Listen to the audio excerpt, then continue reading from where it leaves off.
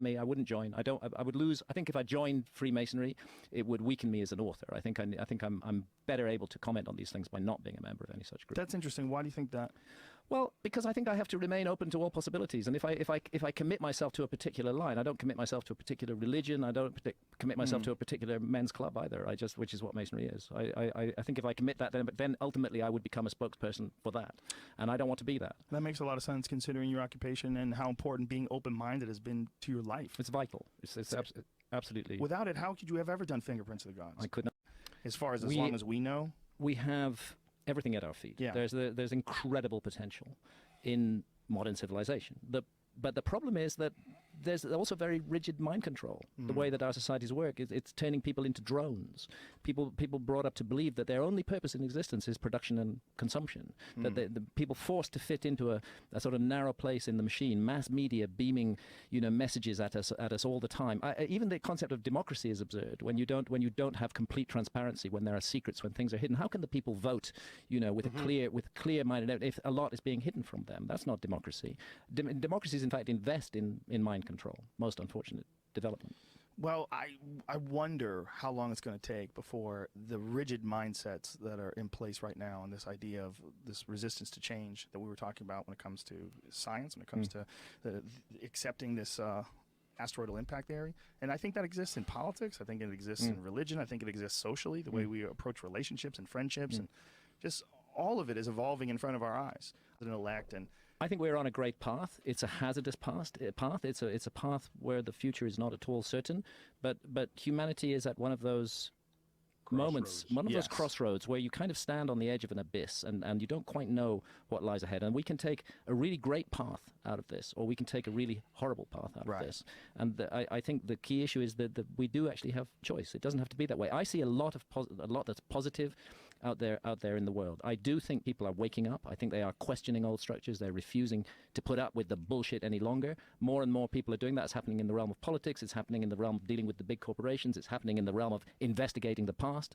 We're just not going to be told what to think anymore. That's encouraging, but then on the other side, there are huge efforts being put precisely into making people think in certain ways, whether it's the advertising industry, whether it's political messages, and so we have to be aware of that. And it could go down the drone path. I mean, like the beehive path, which would be why even bother to be human if your society is turning you into a worker drone in a beehive life existence? Or it could go down an expansion of consciousness and a realization of the incredible, beautiful potential of the human race. I honestly feel like that's where it's going. I do too. Honestly do. I'm optimistic. I'm very optimistic. Well, that's beautiful to hear because this is a time like I was in process. It's happening. That is in process now. Look, as a Brit observing what's been happening in America as an outsider, I'm enormously encouraged by the legalization of cannabis movement that is taking place here and what it all means.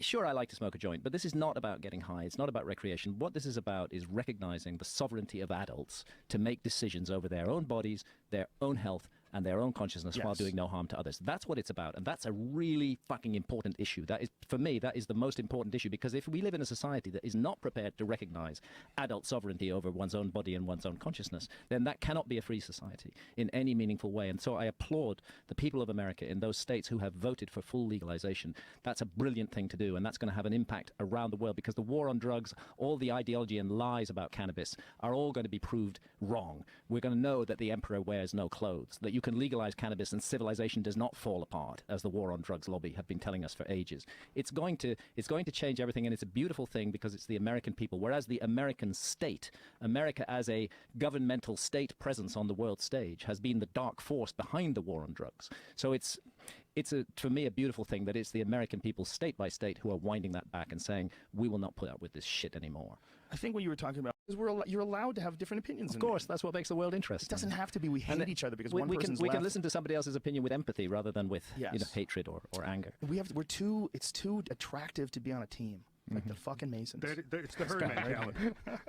Yeah, it is, man. It's too attractive. It's too attractive. And we love city versus city. We love that. We love when, Chicago is going to take on Cleveland. Fuck you. We love that stuff. The tribal thing. We've not really evolved out of that. We've changed our social structures, but we're still tribal mentality. Nationalism is just tribalism writ large. That's all it is. It really is. Just like religion's just a cult with a lot more people.